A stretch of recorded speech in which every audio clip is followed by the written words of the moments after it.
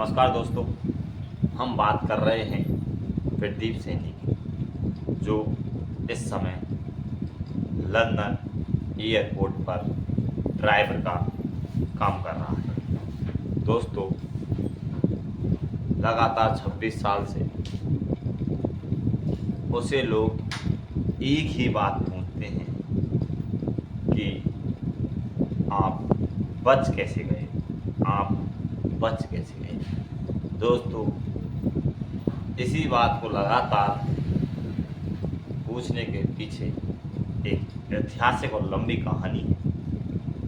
दोस्तों, दरअसल ये बात है पंजाब की, सन 1996। दोस्तों, प्रदीप सैनी और विजय सैनी दो सगे भाई थे। दोनों भाइयों को पंजाब पुलिस ने आतंकवादी घोषित कर रखा था और पुलिस उन्हें जगह जगह ढूंढ रही थी।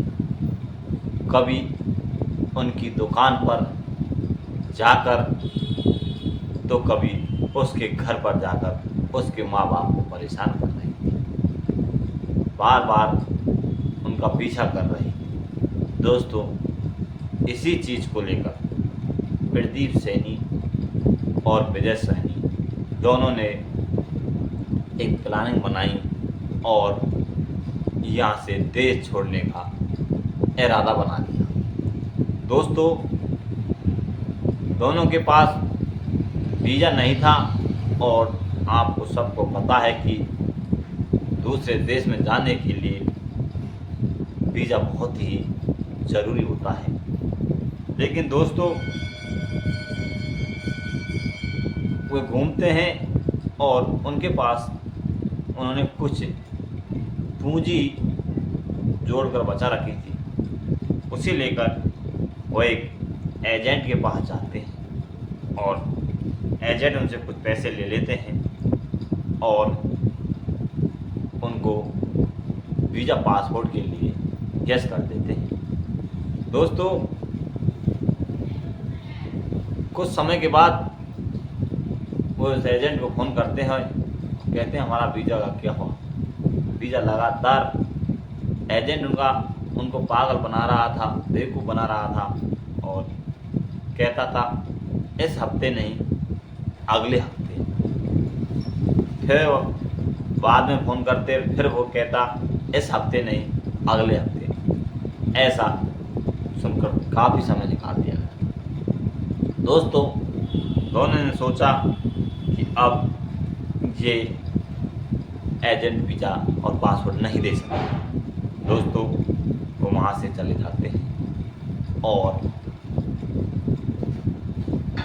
एयरपोर्ट हवाई अड्डे पर पहुँच जाते हैं। दोस्तों, वहाँ पहुँचने के बाद लगभग वहाँ पर 10 दिन रहते हैं और 10-11 दिन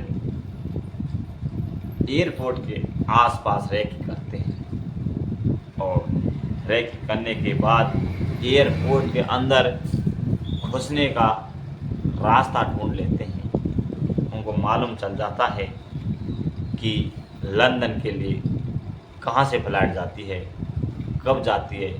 दोनों भाई प्रदीप सैनी और विजय सैनी, प्रदीप सैनी की उम्र लगभग 23 साल थी और विजय सैनी की उम्र लगभग 19 साल थी। दोनों वहाँ पर चुप कर बैठ जाते हैं और जैसे ही लंदन के लिए एयरपोर्ट से फ्लाइट तैयार होती है, दोनों भाई वहाँ से निकलकर छुप कर के और एयरपोर्ट से जो हवाई जहाज़ रवाना होता है उसके लैंडिंग के जो पहिए होते हैं उनके नीचे इतनी जगह, इतना स्पेस होता है कि एक आदमी वहाँ पर बैठ सकता है। दोस्तों, दोनों पहियों के बीच में दोनों भाई बैठ जाते हैं और बैठने के बाद हवाई जहाज़ उड़ान भरता है।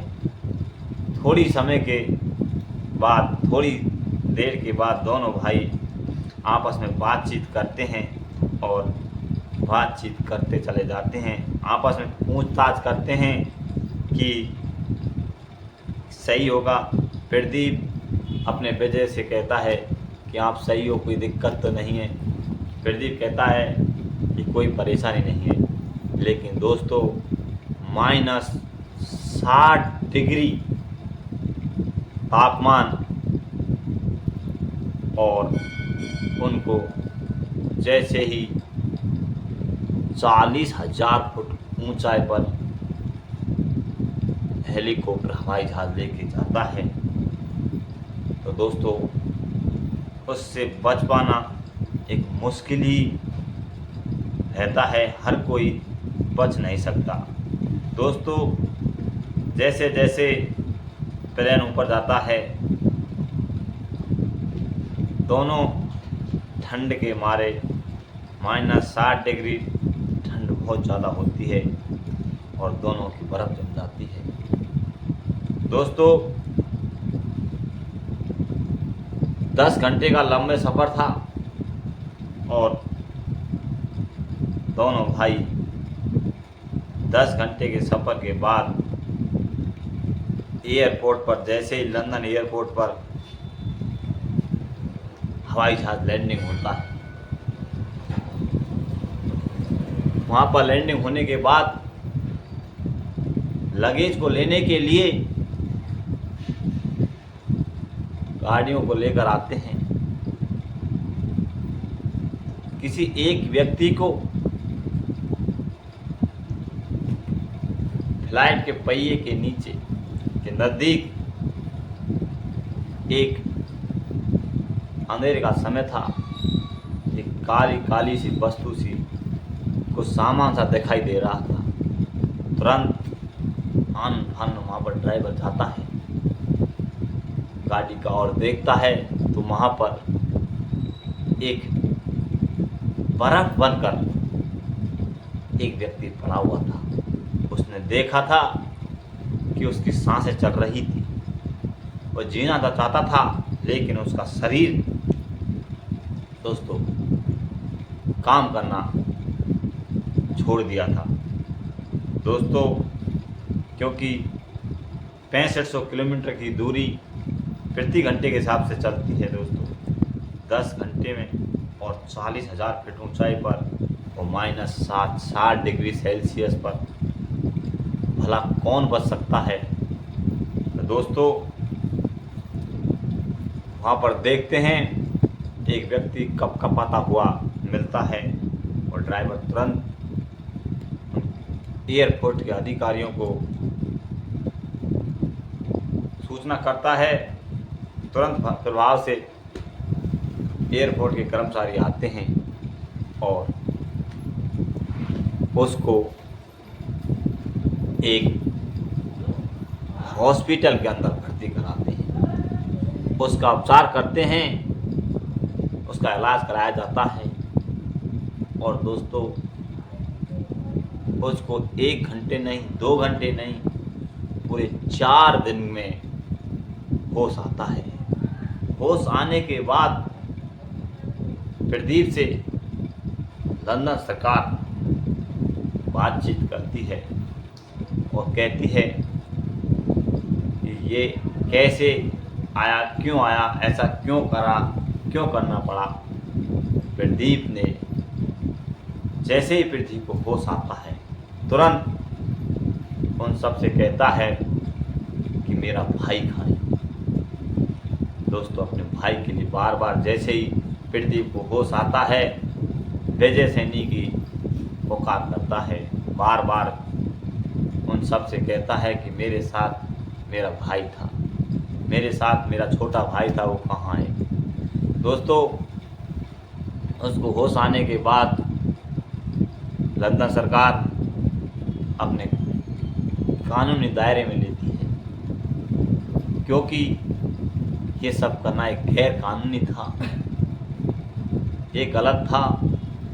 इस वजह से लंदन सरकार उसको पुलिस के दायरे में ले लेती है और 18 साल के लंबे केस के बाद दोस्तों उसको बरी कर दिया जाता है। दोस्तों वहाँ हॉस्पिटल से सही होकर कुछ दिनों के बाद एक लाश मिलती है और उस लाश में वैजय सैनी नाम के एक शख्स की पहचान होती है और ये सुनकर प्रदीप का रो रो कर बुरा हाल हो गया। दोस्तों उसके बाद प्रदीप को पुलिस बंद करके ले जाती है। 18 साल मुकदमा चलता है और मुकदमे में उसे फ्री कर दिया जाता है और लंदन में उसको लंदन की नागरिकता दे दी जाती है। दोस्तों उसके बाद उसे एयरपोर्ट पर नौकरी मिल जाती है। दोस्तों वहाँ पर शादी कर लेता है और उसके 2 बच्चे भी हैं। लेकिन दोस्तों उसको हर कोई व्यक्ति अब भी यही सवाल पूछता है कि तू वहाँ से बच कैसे गया। दोस्तों एक भगवान की देन थी, एक कुदरत का करिश्मा था जो प्रदीप ऐसी परिस्थितियों में वहाँ से बच गया। दोस्तों कोई भी किसी भी हालत में वहाँ से ऐसी कंडीशन में बच नहीं सकता था। लेकिन दोस्तों उसको जीना था, उसको नाम करना था। उसने एक ऐसा कारनामा किया जो पूरे देश विदेश में उसकी बड़ी पहचान हो गई। दोस्तों पूरे लंदन में प्रदीप सैनी को जाना जाता है। एक ऐसी खूबी, एक ऐसी कामयाबी हासिल की, एक ऐसी पहचान बनाई, देश विदेश में अपनी पहचान बनी।